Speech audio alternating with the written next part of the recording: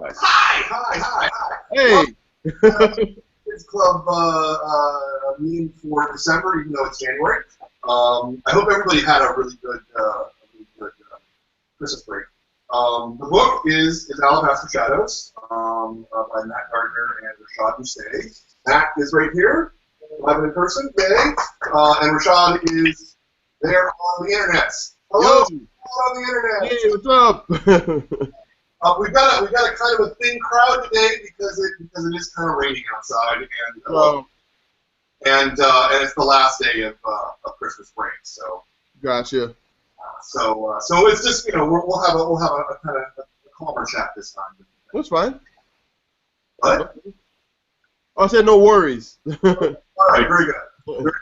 All right, so this is your first book, you said, Matt. Yeah. This is also your first book, Rashad? Not really. I've done some stuff with Oni before, but this is my first major graphic novel.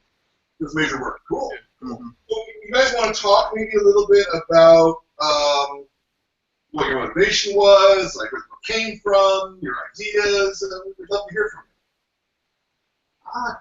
you. A lot of it was inspired by. I spent about 10 years living in Arizona, and just outside of Phoenix, there are all of these planned communities that basically grew big enough that they became cities in their own right. And something really cool about them, like they just perfect when you go in. I looked on it. Just like use that as a setting for a project, and I'm always a fan of horror that's appropriate for kids. Right. Because there's so many horror. As a kid, I wanted to watch all the horror movies that I was just watching, and not allowed to. Right. This. They're really suitable. Yeah, no, there's very little horror movies that I like to watch. What about you guys? Are you guys allowed to watch horror movies at all? Yeah. You like horror movies? Yeah. It's kind of alright. Yeah, mom lets it, I guess, but not me. I don't like it. So that's the interesting mom. But do you guys know what a planned community is? Because you mentioned a planned community. Okay, so a planned community is like a neighborhood that they build all at one time, rather than hey, go ahead, how you doing? Rather than like a neighborhood builds up, like they build a house and then somebody else moves next door, they build another house. Planned community, like they plan it all out in advance, and it's very it's very cookie cutter. It's very all the houses look the same.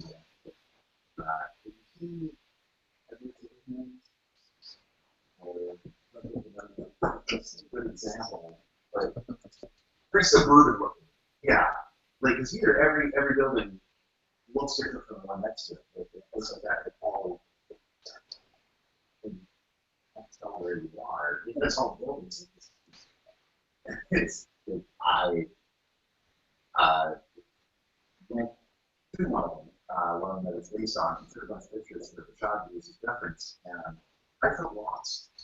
Like once I took a couple turns, and it's still the same building. So yeah, that was a little lot of inspiration. So you're saying horror for kids? Yeah,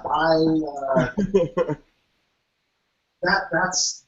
I don't think there's enough of it. I loved growing up. One of my favorite movies was Groundhog. That it's not way too out there, but there's not a lot of spots right where it's something that I would enjoy reading, but there's still. That's what you're doing. Yeah. No, I always like horror stories, but any of the movies or books were just not anything that was appropriate for movies. And so I wanted to. That's always something I want to work on. It's something that has a lot of stuff, but is more accessible. And also, this is very specifically based on what they call weird stories. They don't read very well.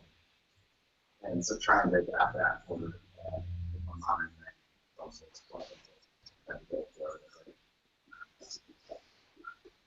So this actually gives us a nice segue to our first question from the internet. And hello there on the internet. We see you. Wait, we can't see you. But you can see it. PNJ asks, what gave you the idea to make this book, like specifically? Why? Was there a particular sort of trigger in your mind, other than just generally wanting to do a horror book for kids, or? Well, so I had the idea of the city for a long time before I wrote the book, but it was originally intended to be a comedy about a girl who is trying to convince herself that she's the super princess. And that wasn't really working, but I loved the city. And I do a lot of animation stuff on the side, and I drew this, and it ended up becoming the same book of this kid finding this hole in his basement. The water dripping out. It's the exact same book. And he opens it up and sees that there's just underwater city, and that basically is what inside. And they group that set in this other city, and it was just two completely separate ideas, and I realized they just run together and everything else. Cool. So how did Rashad get brought into this? Were you guys talking about it ahead of time? Actually, Rashad and I didn't even know each other. Yeah, not at all. So our editor at the time at ONI, Jill. Jill had wanted me to send a pitch, and he liked it, and he asked, if you have anybody in mind to draw it, and I didn't. And she's like, great, I got somebody that I want to draw it. And she said, Rashad stuff, and Rashad had drawn, like, I had a description of the story, and this is an outline of all the characters. And Rashad had sent this document that is like a full page of sketches for every single character that was even mentioned. Like, ones that weren't in the write-up that were casually mentioned, it's still a full page. It's just stuff. And either they look exactly like what I had in my mind, or I realized I was wrong, and this is what they look like. Like, they all look perfect. He clearly loved it, because he drew like 30 pages worth of stuff. I really and his, and then I checked out his media art and stuff, and his color is amazing. And Do you want to talk a little, Rashad, about getting involved and Right. It was kind of the same thing. I got an email from Jill about this book, and they wanted to try me out on it to see if it would fit. And I just started drawing. Like, I read his descriptions, and I was like, all right, I got a vision of what I'm kind of seeing in my head, and I just kind of ran with it and just had fun. I mean, I'm definitely inspired by 80s kid movies, so it was like, this is my chance to do an 80s kid adventure movie kind of comic. So I just kind of just started designing. My roommate at the time had a giant afro, and that's kind of where Carter got his afro from. Like, it was just, my roommate was walking around, I was reading the script, and I was like, the descriptions, and I'm like, oh, that's perfect. I just use that. Like, what if you were younger and shorter? Like, that would be you. And so I just kind of ran with it from there. And then with the twins, I had so much fun designing them. I had actually have some sketches probably somewhere where I was just like figuring them out. But I just wanted to get Warren right. I just wanted to get that jerky attitude right, but not too jerky. So it was just kind of, it was all around just a good time. And then monsters, I like drawing any kind of monster I can ever draw. So I drew tons of monsters, so it was just an exciting experience. I was glad Jill connected us. It seemed like we vibed instantly, even without having actually met, so that was really cool. That's very cool. It's good you answer that question about the hair, because Sarah J actually that was the question you didn't have me ask next. Next is why did you give them such big hair? I'm also a big anime fan, like 80s anime or like Tezuka, or even older like Tezuka anime. So anyway, I can work into my cartoony style, giant hair, I'm gonna do it. Like even with Polly, she's supposed to kind of look like Sailor Moon, kind of referencing the little puffs on her hair there. She's kind of reminding me of Sailor Moon, so that's kind of what I'm always doing. I love anime, I love big hair, so anywhere I can, all my comics, if you look me up, they always have people with big hair in it. It's kind of a thing I do. Yeah. How long does it take you to draw a page, Rashad? A page normally, the hardest part or most the time consuming part is the thumbnail for me. Just kind of like getting what Matt's saying and making sure I can make that work in the page or in a scene, and that takes about for one page no more than maybe 20 minutes to thumbnail it out. But then like drawing it, completing the inks and the colors, it's more about, let's say, about hour to finish inking it, and about another hour and a half to 2 hours to color it, or even more with the colors. This book had a lot of characters, so it took a little bit longer because we had like almost 4 characters on a lot of scenes, so it took a little while to color them just because you have to spend time flattening them out before you do the shading and the rendering. So it takes a little bit of time. So I would say an estimate would be about 4 hours a page total. Wow, that's pretty fast actually. Yeah. You do everything digitally?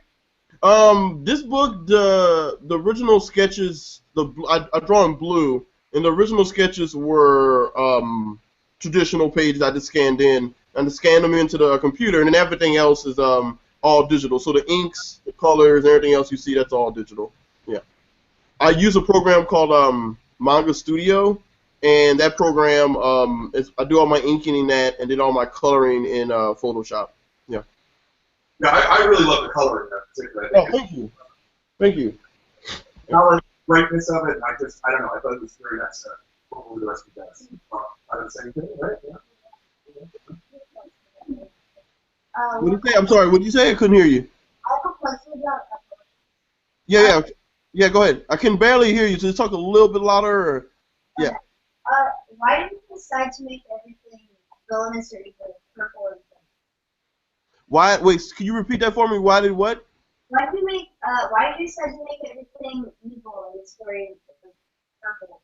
Oh, I just kind of like that warm and cool color combo, so that's probably why I use it a lot. It just felt like it worked, because I wanted something that showed the brightness and the heat of the area they're in, but also want to always let you know that there's something dark going on without making everything be so shadowy. So purple and orange was like the best way to describe those two colors to get that point across, even maybe thematically without having to like force shadows on you all the time. So I like bright colors, so I have to try to work with something bright, but still make it dark at the same time. So purple, orange, kind of hot and a little bit of cold kind of thing going on.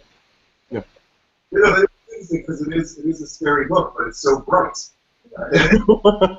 It's interesting because usually things that are scary are dark, dark, dark, but this is a very bright book, even in dark spots. Yeah, and that was kind of my goal. Like, I really wanted to still, I know we're doing a kids comic, so a kids horror, so I didn't want it to just be all black or really dark colors and muddy colored. I like to do bright things, and I was just trying to find a way to keep that and get the nice feel of the impending dread in the city. Yeah. Now Matt, when you write, you said your background's animation. Do you write a script? Do you write like an animation style script, or what's your process? I've been actually I wrote comics a long time ago, and before this I was actually getting so I wrote the whole thing as a screenplay, just to get the voices figured out, and didn't do like I got to make sure something to work on it, and the apple figured out. So I got it's something else involved with the expensive. Yeah, first I wrote it just as and then I went back over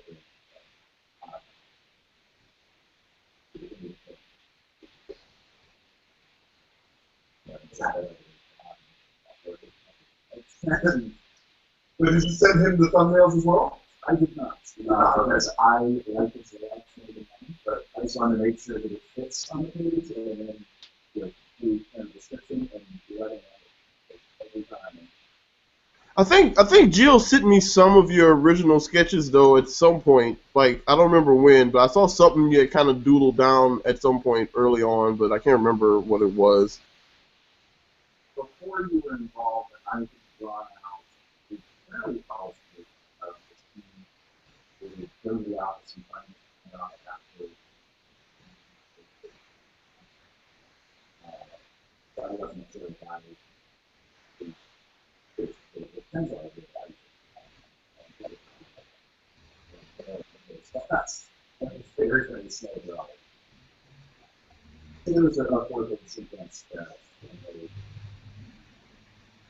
and everything else is very good stuff. You don't know what it is. So I guess this is a great perfect segment for your surgery again. Well, again, surgery. Hey. How long did the entire project take? So, so how long did you surgery? It took quite a while. It was I originally met almost 10 years ago, but it also took a couple of years before I came out with that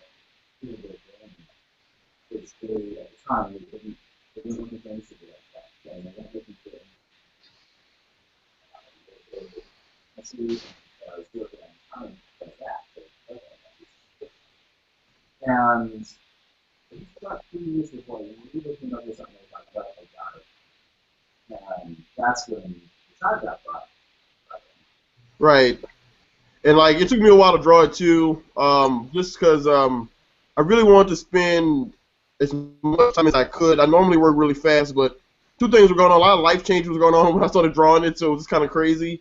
And then at the same time, it was just like I wanted to make sure every page really got treated. I don't know, like really, I spent a lot of time on it. So I slowed myself down normally than what I normally do, just to make sure I nail the characters and just nail the scenes. And like I said, the thumbnail process was me going back, even the stuff I didn't send to Jill or Matt. Like I was just reworking stuff over and over again because I just really wanted to like nail their personalities and make sure the interplay between the four of them and every panel was good. And like it took a while to get that right because I really wanted their voices to be clear with their actions and not with Matt's words. So it was kind of like making sure practicing that took a little bit of time, and that was fun. It's just I wanted to get it right. Like I was just determined. I like. Damn how long it takes for the language. Dang how long it takes. I just want to get it right. So. I would say the script itself, from the early outline stage to the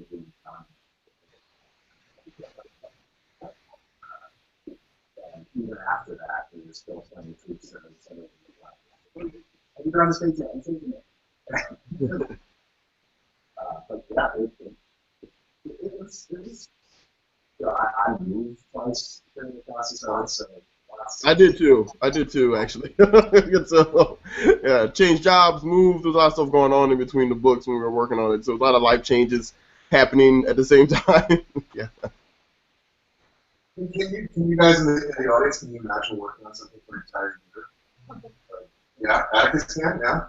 Have you ever worked on anything for an entire year, Atticus? No, but you can picture it. That's cool. It's worth it. It's worth it. Yeah. So we have more questions. Like, anything from the audience? Yeah. Yes, I'm always interested in both of you. What was something that occurred that you didn't anticipate? Let's say in every artistic endeavor, there's always like when you happens and you go, I didn't anticipate this, perhaps, and I didn't presume. And how did you most of what I didn't anticipate was very much fast. I had never, I done my own comics, but I had never done anything like that. So that was very, very good. I've got all these characters, and I've never had something else to do on my own. So I was, it's about it. Like the characters to me, and then there's a few of them that are didn't. But that's for the most part because great. Like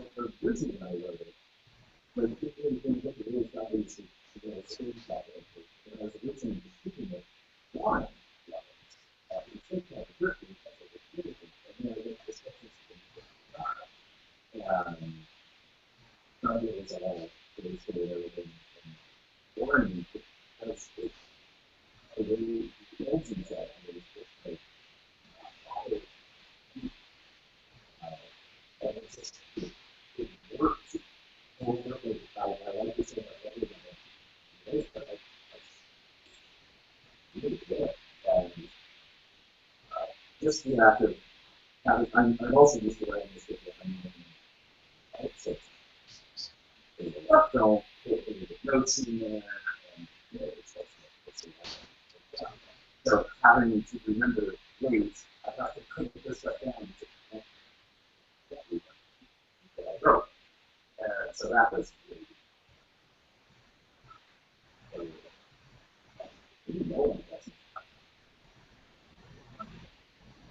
So what was the question about anticipation? Like, what we didn't anticipate? That in an artistic endeavor, you think you plot things out, but then there's a detour, something unanticipated happens. And I was wondering in this artistic collaboration, what that was for you.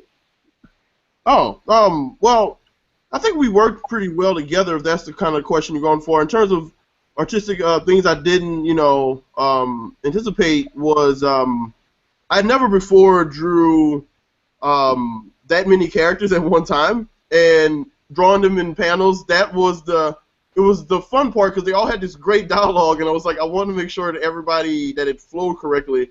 So the anticipation was that I had never did that before, so and I didn't think about it going in, so that was different for me, trying to figure out to make sure that the four of them, and often in a lot of the panels, could get their personalities across and talk and not lose any of the awesomeness without us having to change the script to fit that. So that was what I didn't anticipate, which was great because it was a good challenge, and I thoroughly enjoyed doing it and had a blast figuring it out and how to make sure I can get these four characters, just like to make sure that they really came across really well.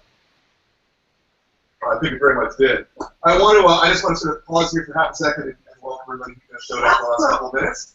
Yeah, sure. It's a rate you can see now that we now have a full house. That's awesome. I see it. Yeah. We're having a full house though, which is great. And I all you guys come out here on the last day of your Christmas break. Yeah, we appreciate that. Right here in the front with me, this is the author, Matt Gardner. And on the screen over there is Rashad Doucet, who's the artist. Yeah, hey. If you guys, we're sort of going to do questions at this point, so I would love if any of you kids had a question you want to ask. We would love to hear from you. Yeah. So at the end, when like, what's his name? Randolph, yes. Randolph is like, in that world where there's a whole lot of monsters. Does that happen when you look at the monsters? that was the other So you're able to see these monsters.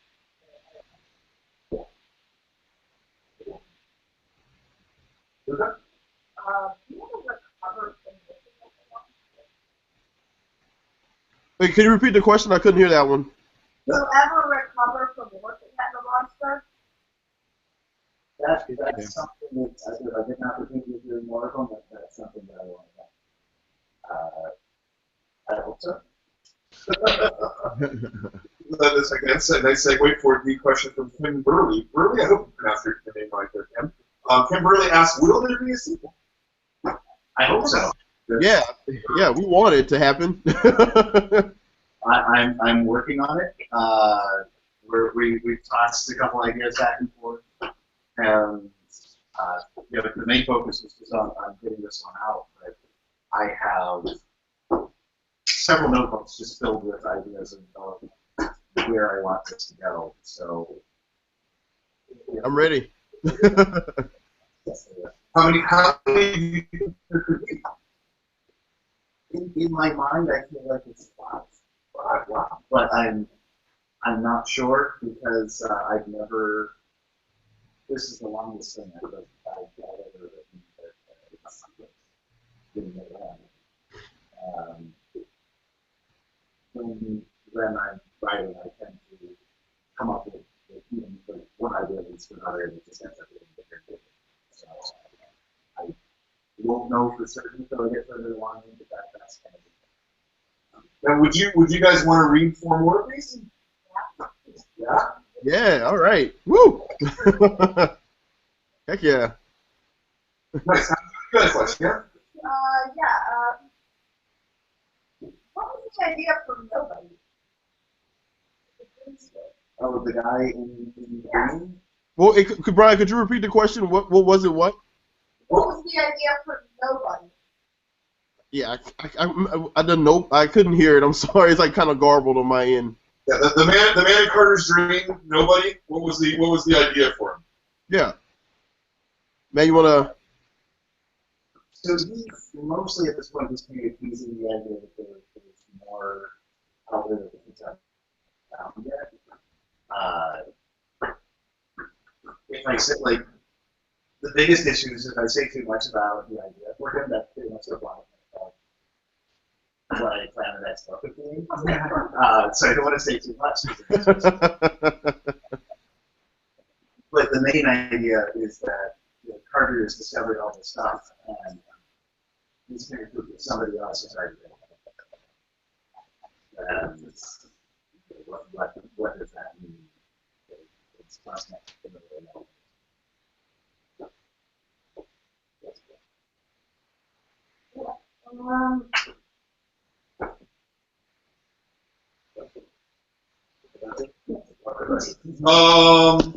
So P and J on the internet. PJ, again, P and J. Would you consider making Carter and Harley have a relationship? I don't know. It's your fault, P and J.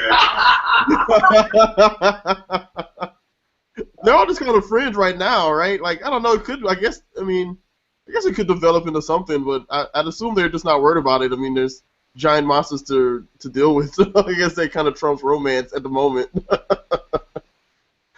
Yeah, that's not really something I have in mind, but it's another one of those things where as I write characters, they always kind of surprise me. That's a good question. Because as soon as I do, I'll find out, wait, I was wrong.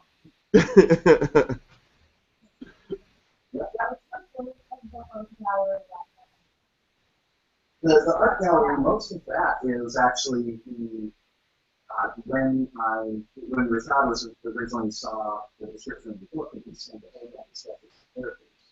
Most of that is what he originally sent. Mm-hmm. Yeah. It was just all my old, it was just like all the old, like the part of the sketches that we originally sent in when I got the pitch document from Jill with Matt's early writings on it, and all that stuff I just drew, just trying to figure out the characters and the monsters we're going to use, like the fish people, and just trying to, like, you know, get a feel of what I was interpreting with that was like, how do I envision this world that he saw and making sure that it came across. So all that is just my brain just kind of figuring it all out, like kind of like brainstorming more or less with pencil and ink. Let me ask you, Atticus, you like those sketches tonight? I mean, it's nice to see the process, right? That's kind of cool, isn't it? So you not answered your own question. What's the point of it? Is that it's cool? Oh, they're good. Yeah, I like art books, like the art of like those Disney movies or whatever. So anytime we can fit in a book, if there's pages left, I will always try to, you know, show what I started out with, because you don't end up what you start out with. Like the first drawing I drew of Carter, I think it's in the back there. His fur wasn't as big yet, and it's kind of one of those things where once you draw somebody over and over again, you kind of see kind of like where they're going to be. It's like it takes time. Like you look at the first episode of any cartoon show, you look at the last episode, and it's like the creators who worked on it, you can see the characters change over time. It's just because you get a better understanding of who the character is and what to show visually, and your brain kind of figures it out. So I like showing the where you start out and where you end up, because it's not usually ever the same place. A lot of what we did with that is as I wrote something new, it was something that wasn't documented 100% we passed notes back and forth. For most of the time, he would send me a session, but yep, that's it. And there's a few, not very many that we had to go back and forth on. this felt Yeah. a couple designs, and then there's a design in the back there of the shadow fly. We're at it first. We knew there was going to be a sequence with the monsters, so I wasn't quite sure what they were going to do. That was not seems like perfect. And I ended up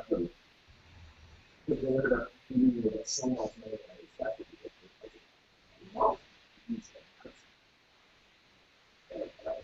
So it's a lot of back and forth. For the most part, everything is up there.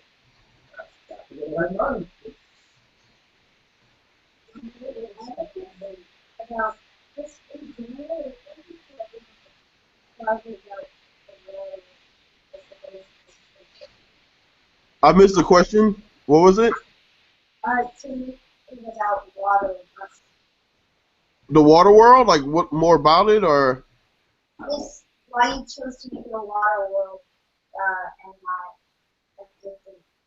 world? There's a couple things that influence that. A lot of this is based on neighborhoods that I live by around Phoenix, Arizona. And if there's one thing that's not in Arizona, it's water. It's right in the middle of the desert, so it's very dry, very warm. And, and so having this other world there just be with nothing but water was just such a Contrast. It's a good contrast. Yeah. thing. That's the word. Yeah, we definitely you wanna play that up. Also, I'm terrified of water to some degree. Like, I mean, not really, but having that is like brings the fear in me. Like to be submerged, and there's one scene where Carter's on the water with Harley, and I'm like, I'd be like, I would just, it would make me uncomfortable. So it was bringing that in to the. I hope I brought that in because I was like, I would never want to be in this. I would never be these kids. I would never do this. I wish they'd stay in the basement, not go in there. Right. Out of the stories that it's based on, the biggest influence on this that I kind of wanted to base it on is the old blue fiction of the early 90s. And a lot of that was about stuff coming out of it. What is the stuff that we have to make this out of? Even Godzilla comes from this also.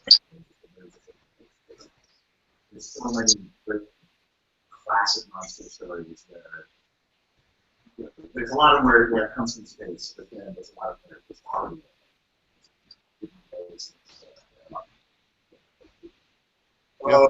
So we have, and I can't read what Doug wrote here necessarily. It's either Jane or June. Probably Jane. Okay. Hi. Jane. Hello, Jane. And Jane asked, what were they talking about when they got hypnotized? Oh. Matt, you wanna? At the very last case, you get a bit of a hint where they're seeing stuff that nobody else can see, and they're kind of trapped in a. Like Carter gets a little bit of it when he goes to the dream world, but they're just kind of trapped somewhere and just stuck battling about what it is that they're seeing. I kind of envisioned it as like you know, like your body's one place, your mind's somewhere else entirely, and that's just screwing you up, and you're just babbling. Like you're seeing giant monsters and floating creatures and unimaginable landscapes that you've never seen, and like you're also still in your room, and it's weird. So your brain is just like burr, burr, burr, burr, like just making random noises and saying random words to kind of comprehend what you're experiencing. Yeah, that sums it up pretty well. Room? We got another question from the room? No, one of you guys have something you want to say? In the back, come on. You guys have something to say, don't you? What was your inspiration?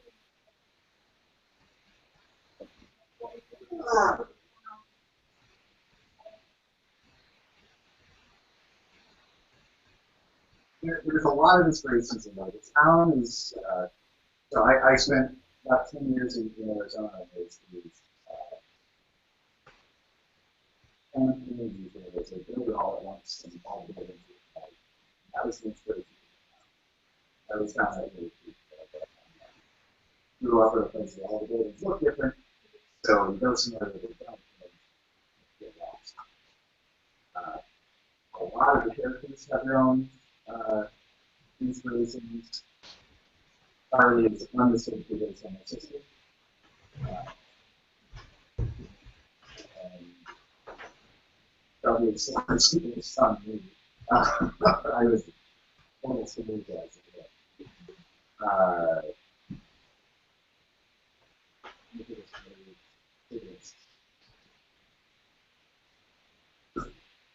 You have anything you want to throw in there, Rashad? Got inspiration?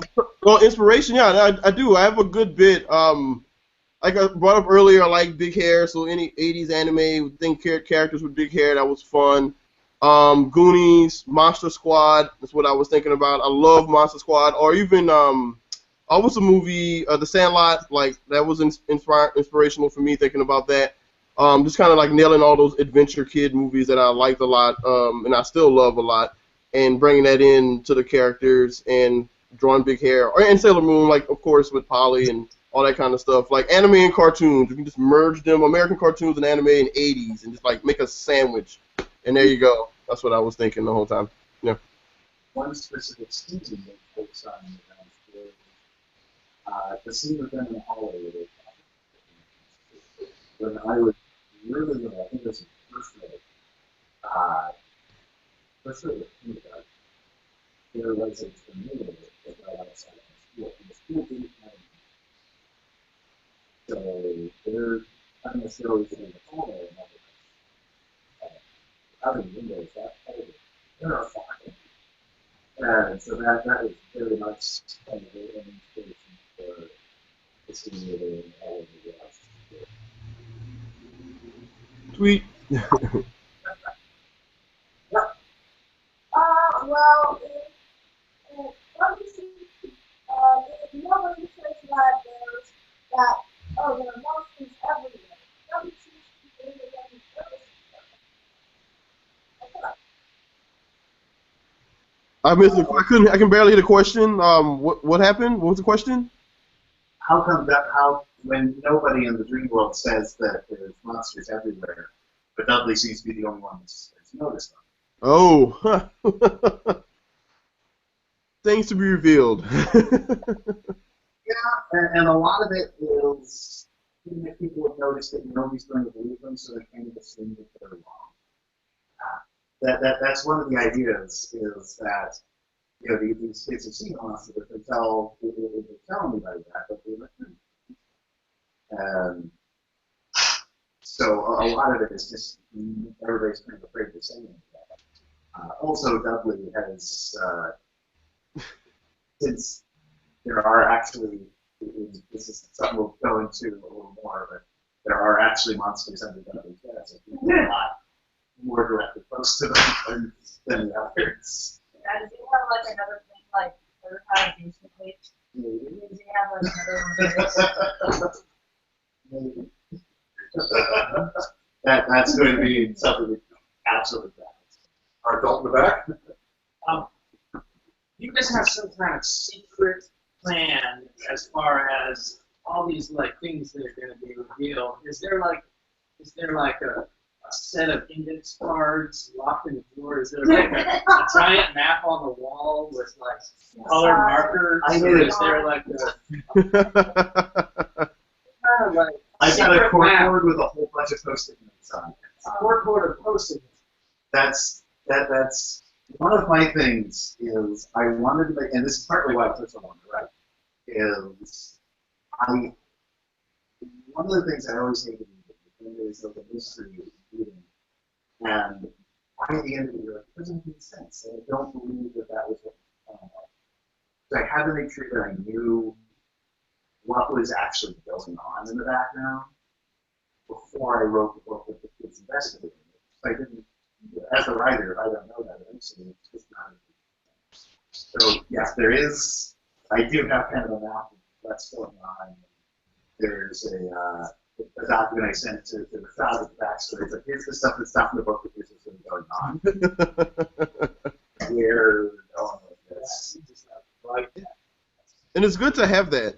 it's good to have the extra that he knows that I'm gonna know that he's gonna share, but that we can't always show. But it helps us develop the character so we know where people are going and what's gonna actually happen, even though we're not gonna reveal everything just yet. So it's good to have all that history before you start really creating too much because it kind of gets confusing if you don't. So yeah. This goes very neatly to, I think this answer that question was just underline it. P and J want to follow up to the sequel question, and they want to say, will the plot continue? Oh, yes. Absolutely. Yeah, as far as the math thing, like, Rashad and I know what's going on with nobody, but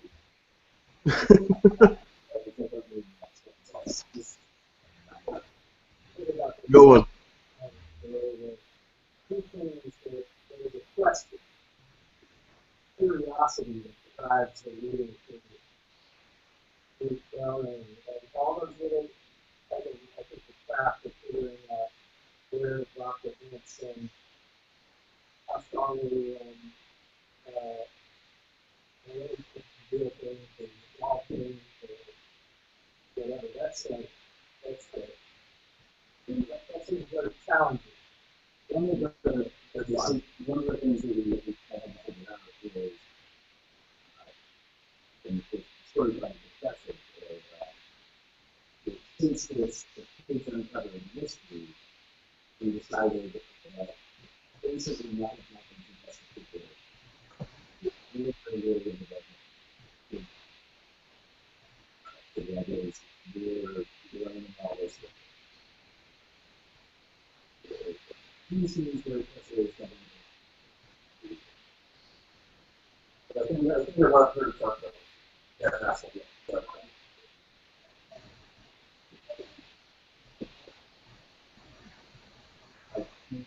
Personally, I think that is very good. And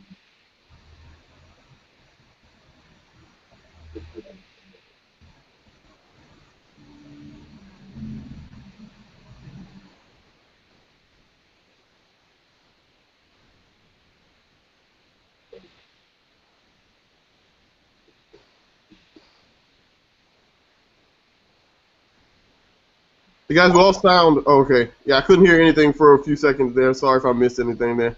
I can say that. Yeah.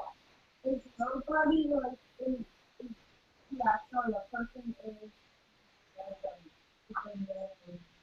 oh, I know what. Oh, God, that's okay.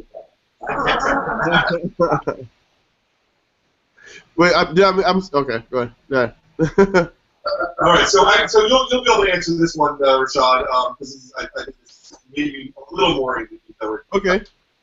So Sarah J wants to know who are your favorite characters to write and to draw? So to write and to draw. Yeah. For me, my favorite character to draw was Dudley, and honestly, it was okay. It's like a three-way tie because it's Dudley, Carter, and Harley. Harley because she's my action part of me that wants to have action scenes. So it's her swinging that bat around and running around, throwing books, and I wanted to draw that. Dudley because just drawing somebody always kind of terrified and completely uncomfortable all the time was just fun. Like he's just always just like, I don't know, I'm scared. This is weirding me out, and that's just fun to draw. And then Carter because I like drawing big hair and giant hair. So anywhere I can try to fit that into a room is always awesome for me. So. Without blocking up everybody else's faces with the giant hair, so it's always pretty fun. Yeah, those are my three. And my favorite, the monster scene was the Shadowfly scene in the hallway. Was definitely my favorite scene to illustrate, just to show how terrifying that was. I know it was kind of scary, it's like the scariest part to me, but it was just really fun seeing these Shadowfly creatures kind of like slowly try to get them in that hallway and then running around and scampering and using flashlights to get away from them. So those are my three funnest things, or four funnest things to draw the whole time. Yeah. What about your stuff you like to enjoy? Oh man, my favorite thing to write is back and forth back. I love writing people and arguing with each other. There's this conversation with each other. So, Harley and Carter, just when they were arguing back and forth, one of my favorites to write. I've never written anything before this. I've never written anything. So I really enjoyed writing this book because she's just so sweet. And the weird thing about her is she's not a person like that. It's like, anytime I think, did I know this is ridiculous? And I think, hey, this person's good.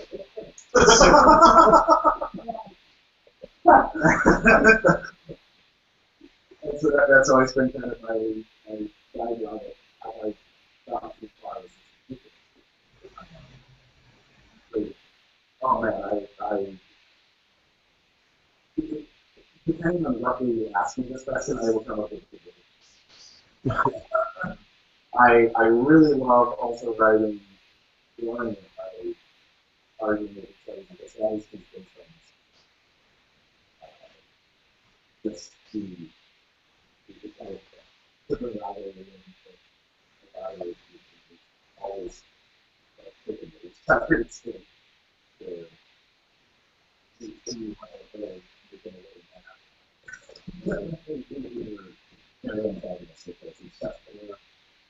something else that's I mean, it shouldn't be unusual, but it's slightly unusual that we have to have this with people of color. Obviously, we could have more people of color. But when you started writing the book, was that something that you had in there originally? That's actually not something I didn't really have any notes whatsoever regarding. And when the class of the lines, we have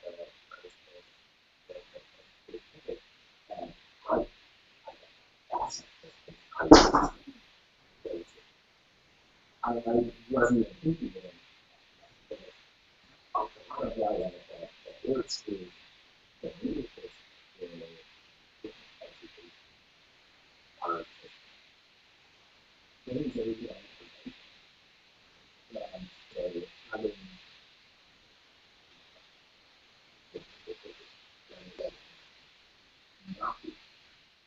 and that ended to a bit about the and I do it. As many as we can, yeah. I was absolutely thrilled.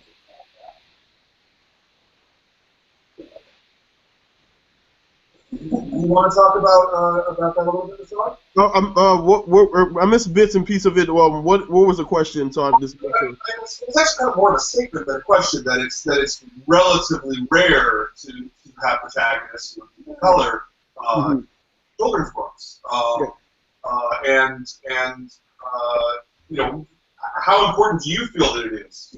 Oh no, yeah. Well, I think it's super important just to have that out there and have some diversity out there, and that's all I was really thinking of when we were designing characters. I just saw as my roommate walked across my desk, I'm reading the same thing, and I'm just like, that'd be cool. Like because I grew up with my roommate at the time, so I knew what he looked like when he was little. I was like, well, that would be cool. Like, what if you were a kid and this happened to you and you have this giant afro, and so I just thought it would be fun to just added in that way, no real other motive than that, but it was fun and okay, I got to make one of the parents look a certain way too now. So so let's be the mom, why not? And so just one of those because I like drawing big curly hair, so it's just so that was influencing most of my decisions in that. I just thought it'd be fun to kind of diversify a little bit and see a little bit somebody different, but just lucky my roommate was actually running across at the same time. I was thinking about this at the same time, so it just kind of worked out. I just wrote this growing up. I always I've had glasses before. Growing up, I always gravitated towards characters with glasses because that was something. And everybody deserves a character. Yeah. And I'm thrilled that we're getting more and more. It's a lot more. It's all around. I'm thrilled that it's in the market, and No, I think it absolutely is, and I really I don't want to put too much into it, but I actually really applaud you guys for having asking as they are. Today, come back again. You guys asked a lot of good questions here. Will the kids enter the void world that Mr. Randolph is in? I don't know. What's gonna happen? You're definitely going to explore new places. Like if we don't go there eventually, there's not going to be much story. But I can't really give too much detail. But Yeah, give a lot away. Yeah. We got one more back here.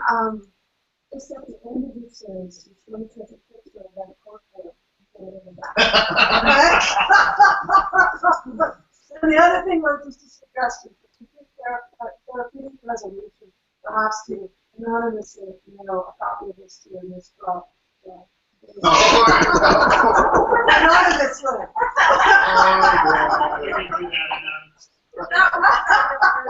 there would be no anonymous.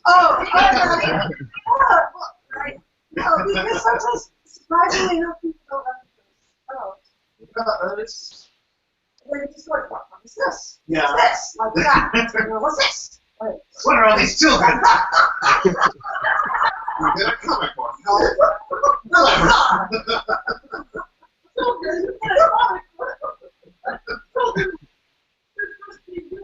Reading comic books without doing anything else. Yep. There you go. Yeah. How much of it is, you keep going back to the Rashad really changed a lot of the things around it. How much of it becomes a joint venture? That surprised you? How much what? How much of it becomes a joint venture between the two of you? By coloring, you can change so much of what happens in the, not what happens, but how it's perceived. Feels. So, I would say really almost all of it. Like the core personality is the same in the characters, but even things with one of the things I love about how Rashad drew is every character has their own style. And that feeds back into how I write them. So like I will start with a rough idea. Like I love collaborating. I am while I've in the comic stuff I've done before, I've done writing for animation movies, and so you've got other people doing that. And I love when I know when I'm writing. Absolutely effective. And now that as I got a feel for how it I also it absolutely is. This is anybody else on this. Right, and for me, the collaborating was great, and like what he was saying earlier about me trying to make sure their actions are reflecting them, and I thought about the same thing with their colors. With Carter, I just want like this all-American kind of hero look. He's the leader of the team, so I kind of went with the red, white, and blue color scheme on him.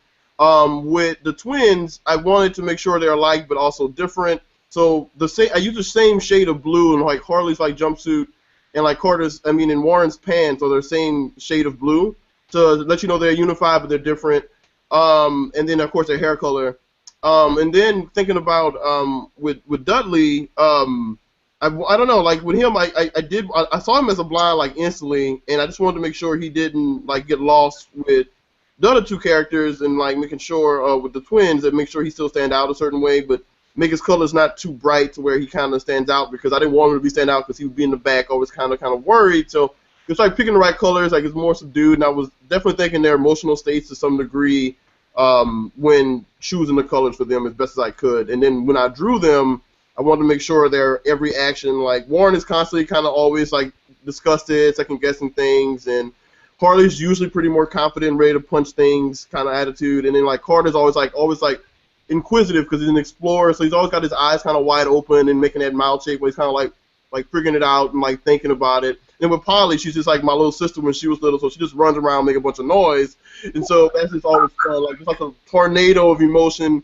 coming through, because my sister would definitely like their opening scene in the book where they're like Carter and her sit in the hallway, and and she's they're talking, and she's just saying all these things, and Carter's messing with her, and it's like that's totally me and my sister when we were little, and just her just like wanting to explore, and it's like, well, I don't understand this, and it's like saying it when she shouldn't because she didn't care, and so that whole scene was feeling on like family stuff too. But I always try to pull in, I guess, my real life into it a little bit too, as much as I can. and as long as it fits into what Matt was writing. So I was just trying to find that good. And luckily for me and him, we kind of like vibed really early. So that's the cool part about this is that we vibed on what we were both seeing at the same time, which is hard and rare. So I like that we vibed and it kind of all came together.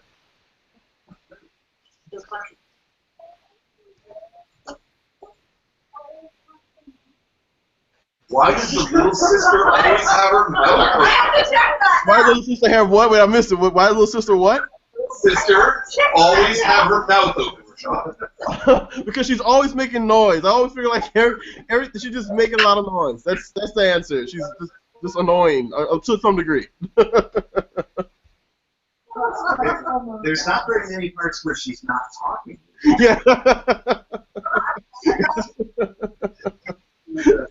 A little chatterbox. Yeah, exactly. Yeah, so she's just making noise even when she's not making noise. She's making noise. I was going to say she's not making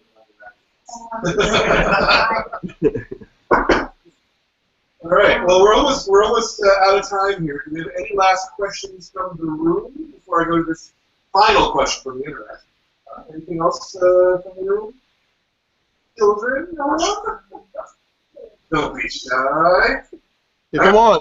Yeah. Okay. So, last thing from the internet, which I think we answered this one already. PJ asked, "Will the gang explore the water world more?" I think we did answer that. Yeah, they'll definitely be exploring water world. Yeah, it's totally fun. Yeah, that's gonna happen. It's still one fish in the Predator's basement. Got tons of fish people I want to draw. It's gonna be great. Well, they wrap tape around it.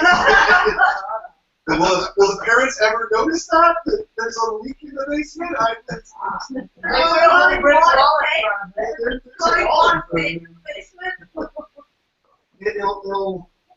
If things escalate too far, it'll be hard for them not to burst. But that's another. I can't really go too much into that one.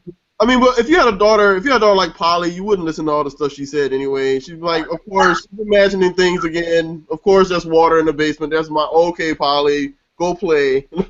So. It's simultaneously one of the funniest and the saddest things in the book. It's when Polly tells her parents exactly what is happening. Nobody would ever believe it. Yeah, right. That's the cool part. I love the book. Oh, thank you. I appreciate it. We appreciate all of you guys too. Like, thanks everybody. I'm glad you enjoyed it. Yes, the part where they show Polly the monster. It's like, oh my god, that's so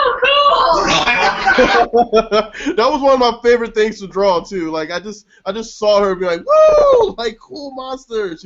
I like that she's not afraid of it. I thought that was a cool thing that Matt gave her, that she's not completely like just so into all this stuff. And everybody's like, whoa, she's just too young to care, I guess, but to not care, but she just loves it all. And it's always fun to draw her and being excited. Yeah. Do you guys have anything you guys want to plug before we got anything coming up other than Alabaster Shadows that you'd love the audience to know about? Really, the big thing I'm working on right now is more Alabaster Shadows. I don't know if Rashad's got anything else coming up. Oh yeah, I'm always got a bunch of things doing. I do have some things I can't announce yet. Just follow me on Twitter. I'm Rashad Doucet. There's only one of me, I think, in any area with that last name. I got a comic called My Dog is a Superhero. So it's one of my first graphic novel actually. I'm trying to get a bigger publisher for it, but it is available in some places online, like on the Amazon Kindle or through Barnes & Noble's thing or anywhere online. I'm plugging that. My Dog Superhero is definitely kind of more adventures with kids with big hair. And fighting monsters, more or less, but it's more superheroic based. But yeah, those are the main things. I wish I could announce what I'm also doing next, but I can't yet. So hopefully, it'll be done soon, and hopefully it'll be announced on the internet. Just look up for Rashad Doucet. Once again, just look me up. Just email me or find me on Twitter, and then I'll email you if you got questions. I'm really accessible. So just look my name up, and you should be able to find me pretty quick, and I'll share some stuff. Yeah. Awesome. So the last thing I want to just point out to everybody, we didn't get these out in the package because they came a little late. It's going to go out in this month's package. But Rashad did these awesome prints for us. So everybody else who's watching, you guys will get this in 3 weeks or so, but you guys will get this today. These great prints that Rashad did for us for the book. So Yes, it's only for the store, only for this store. So you guys enjoy. Yeah. thank you, Rashad. Thank you. Thank you for coming down. You know, we want to see more of this. We thought the book was great, and I know all these kids here really loved it. Right, guys? Yeah. Oh, thank you. I really appreciate it. Woo! Thank you very much. And everybody, with our next book, it's coming towards the end of the month. It's actually a superhero comic. It's got Batman and Superman and Wonder Woman. Sweet. You'll really like that one too. So, Nice to meet you guys. really soon. Bye. Bye. See ya.